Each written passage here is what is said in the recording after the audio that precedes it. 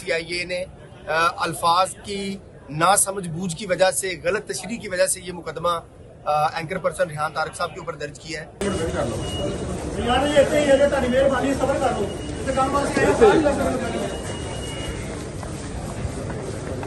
पीछे हो रहे यार, पीछे हो रहे।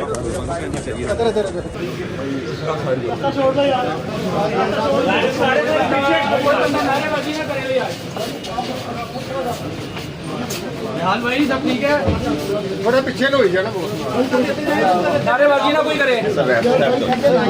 राम राम से यार, पीछे पीछे होते जाएंगे यार, पीछे होते जाएंगे। कोर्ट से बाहर आ चुके हैं आराम से भाई, बस पीछे होते हैं यार, पीछे होते हैं हम, आगे हो जाते हैं थोड़ा सा यार, थोड़ा सा और क्या हुआ यार, चलो भाई, अब किसी मीडिया में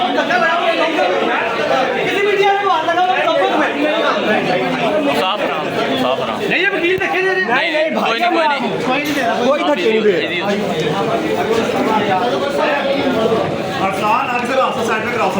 थोड़ा रास्ता छोड़े ना, हम आप छोड़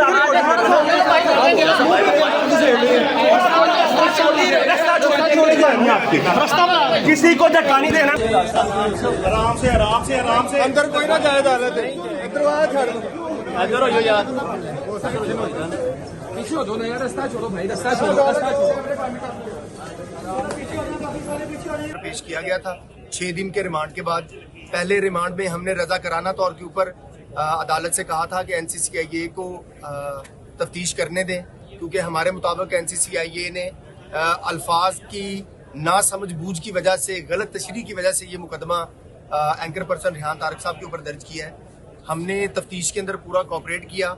जामिया नईमिया के मुफ्ती इमरान हनफी साहब, जामिया अहले सुन्नत के मुफ्ती हनीफ कुरैशी साहब, मुफ्ती तारक मसूद साहब समेत तकरीबन पाकिस्तान के तमाम जय्यद उलमा ने एंकर पर्सन रेहान तारक साहब का जो पॉडकास्ट था उसका पस मंज़र देखने के बाद अपने फतवा जात जो है वो यहाँ पर जारी किए हैं, जो हमने यहाँ पर NCCIA को भी जमा करवाए हैं कि ये जो सवालात हैं, सवाल पूछा गया है एंकर पर्सन रेहान तारक साहब की तरफ से, वो किसी भी तरह से बेअदबी के ज़िम्मे में नहीं आता। तो ये सारी मटेरियल जो है वो हम ऑन रिकॉर्ड लेकर आए। पुलिस ने तफ्तीश अपनी मुकम्मल करने के बाद आज उनको जुडिशियल रिमांड के लिए जो है वो यहाँ पर पेश किया था, और अब उनको जुडिशियल रिमांड के ऊपर भिजवा दिया गया है। अब आगे रेहान तारक साहब की तरफ से जमानत की दरख्वास्त जो है वो दायर की जाएगी। Thank you. क्या लगता है जमानत कब तक होगी? जमानत कब? देखिए, जमानत देना कानूनी तौर के ऊपर अब इस मुकदमे में कुछ बचा नहीं है, क्योंकि जब पाकिस्तान के तमाम उलमाए कराम ये कह रहे हैं कि किसी सहाफ़ी की तरफ से सवाल पूछना उसका हक है, और रेहान तारक साहब की तरफ से जो सवाल पूछा गया है वो पूरी पब्लिक के सामने मौजूद है कि वो बेअदबी के ज़ुमरे में नहीं आता। इसके बावजूद NCCIA को तो असूली तौर के ऊपर चाहिए था कि ये मुकदमा खारिज करके लेकर आते, लेकिन चूंकि बहुत सारा मवाद जो है वो अब पुलिस फाइल के ऊपर मौजूद है, तो हमें उम्मीद है कि हमारी पहली अदालत से ही जमानत की दरख्वास्त जो है वो मंजूर हो जाएगी। ये इसके ऊपर 2 दिन भी लग सकते हैं, 1 हफ्ता भी लग सकता है, इससे ज्यादा वक्त भी लग सकता है। साहब ने ये कहा था कि अगर आपके पास मजहबी इल्म नहीं है तो आप मजहबी गुफ्तगू करने से परहेज करें, तो इस हवाले से क्या वो उन्होंने हमारे मुकदमे में नहीं कहा था, उन्होंने जनरल बात की थी। एक बात बताइएगा कि ये मुकदमा क्या था, क्योंकि जज साहब ने कहा कि आपको सवाल करने पर नहीं यहाँ पे मतलब कि ये मामला हो रहे, ये अपलोड करने पे मामला हुए हैं। तो आपने बड़ा अच्छा काउंटर किया कि अपलोड तो इन्होंने नहीं किया। तो आपको नहीं लगता है कि जिस बुनियाद पे उन्हें जो है गिरफ्तार किया गया वो सिरे से बुनियाद ही नहीं है, कि मुकदमा खारिज होना चाहिए था? हमने अदालत से ये गुजारिश की है कि रेहान तारक साहब के ऊपर जो इल्जाम है उस इल्जाम का एक भी सबूत NCCIA के पास नहीं है। आपने साइबर लॉ तब इन्वोक करना है, prevention of cyber crime act जो है वो आपने तब लागू करना है जब आपने कोई मटेरियल अपलोड किया हो, शेयर किया हो, ट्रांसमिट किया हो, या आप उसके बनाने वाले हों। रेहान तारक साहब ने ना ऐसा कोई मटेरियल अपलोड किया। NCCIA ने जो उनसे मंसूब किए हैं 8 सोशल मीडिया अकाउंट्स, वो 8 social media accounts Rehan Tarak साहब के हैं ही नहीं। उन 8 सोशल मीडिया अकाउंट्स को मैंने भी ओपन करके देखा, वो खुलते ही नहीं है। यानी कि NCCIA ने अपने पास कोई पुराना मुकदमे में वो अकाउंट्स पड़े हुए थे, वो उठाए हैं, और सिर्फ एक आप कह लें कि मीडिया पर्सन की आवाज को दबाने के लिए एक जर्नलिस्ट को प्रेशराइज करने के लिए उन्होंने ये मुकदमा दर्ज कर दिया है। आज के दिन तक जब एनसीसीआई तफ्तीश मुकम्मल करके लेकर आई है तो रेहान तारक साहब के खिलाफ सफा मिसल के ऊपर एक भी सबूत नहीं है।